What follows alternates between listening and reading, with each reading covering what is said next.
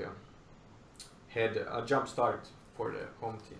Yeah, that's true. And but what I think also about Ealing, what is a bit not so new team friendly or new country friendly thing about Ealing is that if you recognize that some team has significant weaknesses in their dueling, you can challenge them in to duel many times, at least in the Nordics. But what helps with that problem is that at Worlds we only play with 8 lives, whereas back at home we always play at minimum with 10 lives, usually 10.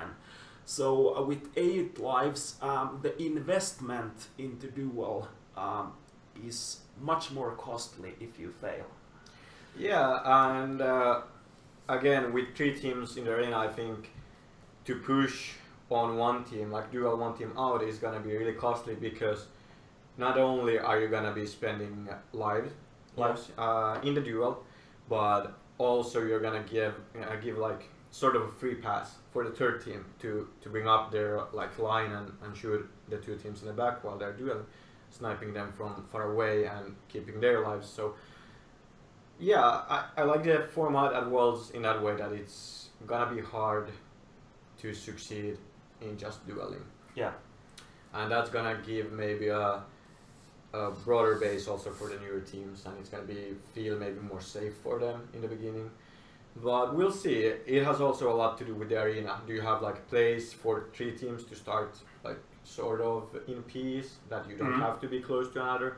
On the map, it maybe seems that one team is gonna be in the middle, or you have to duel, or then upstairs. So it's gonna be interesting. It's gonna be really interesting to see how it's gonna evolve, and I think the tactics is gonna evolve a lot especially when the great teams are finding out the tactics. Yeah, let's just see whether the upstairs will be used for Elim. That's, I guess, decision to be made within the council, but that's gonna be announced. But the Elim in general, as being said here many times, so many times in comp, especially now when we have late game scoring, and by late game I mean when a team spend time when they don't focus on getting the bases, but they focus on the pack points. So since the game time in comp is longer, we have a longer period for that.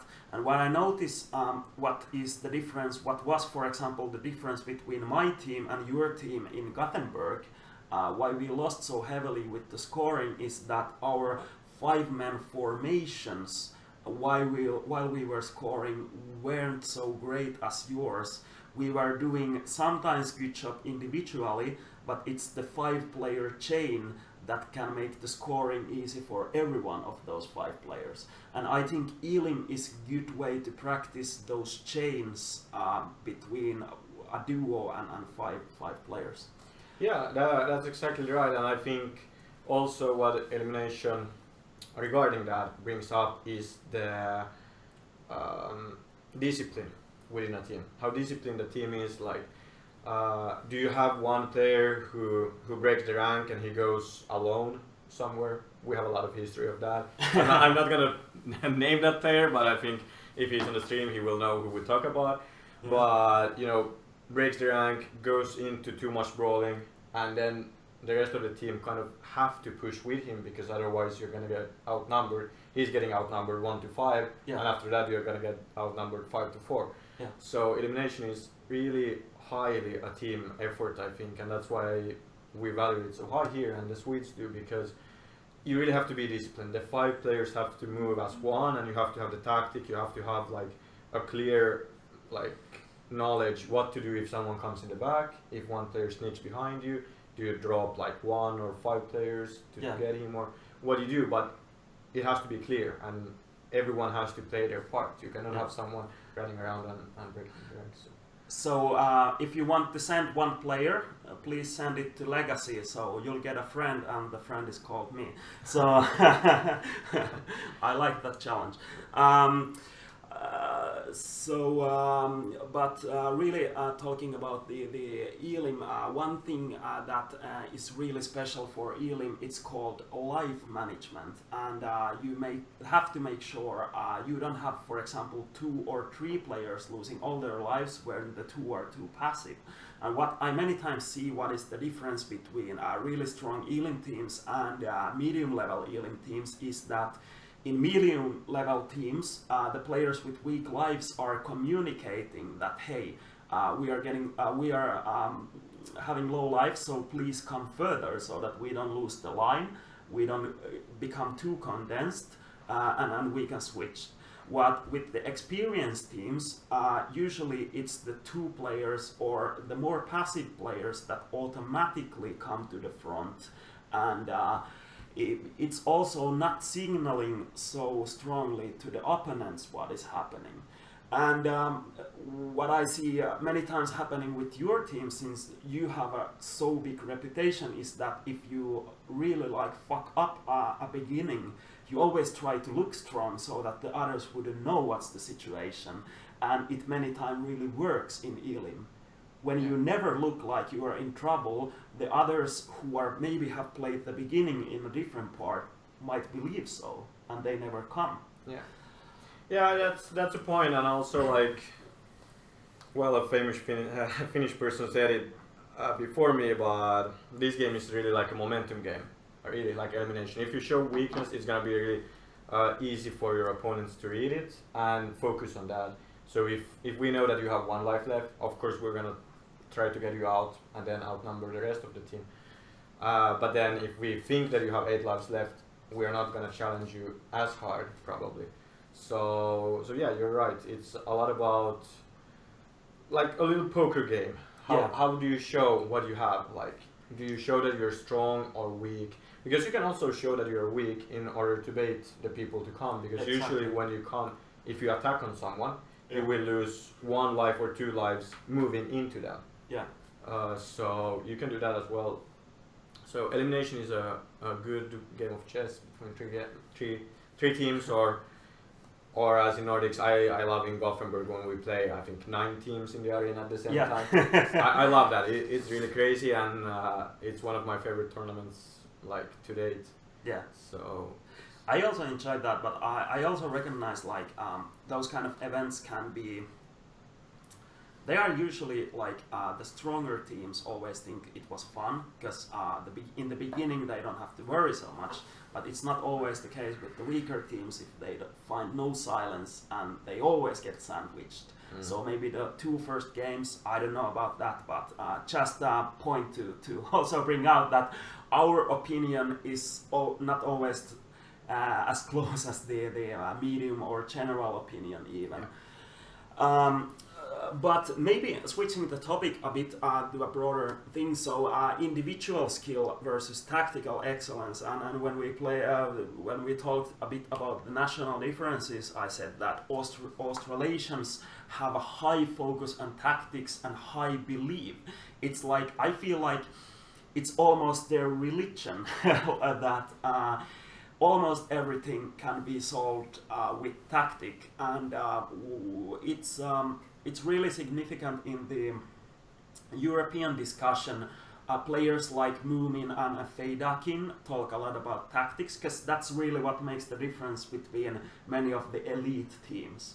You talk much about the tactics, but sometimes I feel a bit like a negative pressure coming from all the elite players to talk about tactics, and if you want to get like socially accepted, you also have to like talk much about the tactics and value the tactics.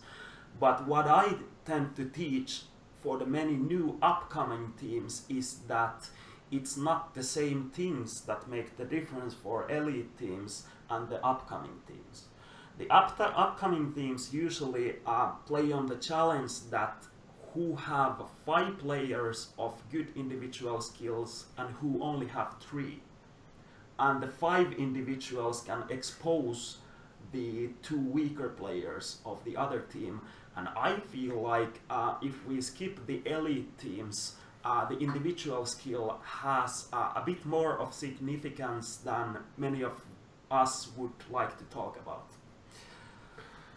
Well, yes and no. Like we might have a different opinion here, but obviously, I think you have to have the skill to make a tactic happen. You have to have the general knowledge and the basic skills to be able to play to the tactic you want to play to. But I think that if we take your example, that we have 5 medium players against 3 medium players and 2 weaker players. I really think that the in advance weaker team with a better tactic, they can surprise also the 5 better guys. Not in a one-on-one game. Yeah. That I don't think, but because we play 3 teams inside the arena. Yeah. The little bit weaker team might make a tactical move, so they put the better team in a bad position, and that way win. Yeah. What I feel, but I haven't that much experience in the long game time, is that the longer the game time is, the more it's gonna come down to individual effort. Also, I think that you have more time to like force your way out of a bad tactic with your individual skill. But the shorter the game time is, I think the tactic is actually playing a bigger role. Yeah. So, but yeah, especially in elimination, yeah, for sure it's a mix between the two, because you cannot just excel by a good tactic. Even if we have, I think Plug is a good example. He played with weaker teams a lot of times, and with good tactics, they made it quite high in the tournament. But you need to have the discipline and the general, like, basic skills to be able to play to the tactic. But I also agree, like, both are important, but sometimes I feel like the discussion is sometimes that tactic is much more important than like individual skill in any kind of situation. And you said like players can, like Plug can make a team significantly stronger by making a good tactic, but I would also say that if you play with the medium level teams, there are players who could make the difference just by joining the team by themselves. Yeah, that's true. If you have a strong player coming to a medium team, yeah, it's gonna make a difference. Yeah, for sure. And that's kind of, for me, that's the living proof that both are important. And as you said, like if a tactic works, of course, it's like 5 players making right moves, doing something effectively. Tactics is in the end always gonna win the individual skill. But maybe my point is that, as you said, for the medium or the upcoming teams, in order for the tactic to work against a better team, it requires a certain type of situation that they can expose. Yeah. But if it doesn't happen, then maybe there is no way for them. Yeah, maybe as for a newer player or a newer team, I would say to train a lot on your individual skill first, to get up to the level that you can do different tactics, because as long as you don't have the skill, you can only execute one tactic maybe, or 2 tactics, but you don't have the toolbox to adapt, and that's exactly. So work on your individual skill and your like duo skill, like double skill, and then try to implement that to a team play and then to tactics. Exactly. So maybe you have a good point there. Yeah. Especially for the main event. In the elimination, I still feel like it's a little bit different. Elimination, I think, is more tactical than the main. I totally agree. But I also think like many of the elite players, as you said, like you were a solo player in the beginning. Many of the players were. Milky was focusing on solo early in his career and things. And now many of the elite players who previously were much into solo, sometimes into LOR, now say, but okay, I have the main focus on team play. I sometimes feel like the players have forgotten how they became good team players. In many of the current European or Nordic elite players' history, there is a strong solo performance somewhere in their early days. Yeah, that's kind of true. And that's also what I maybe think that it's easier to become a good solo player. To to work on your individual skill, come to solo finals, you get noticed by teams. But then even when you're a good player and you come to a good team, it takes a lot of effort and time for you to become a good team player. I think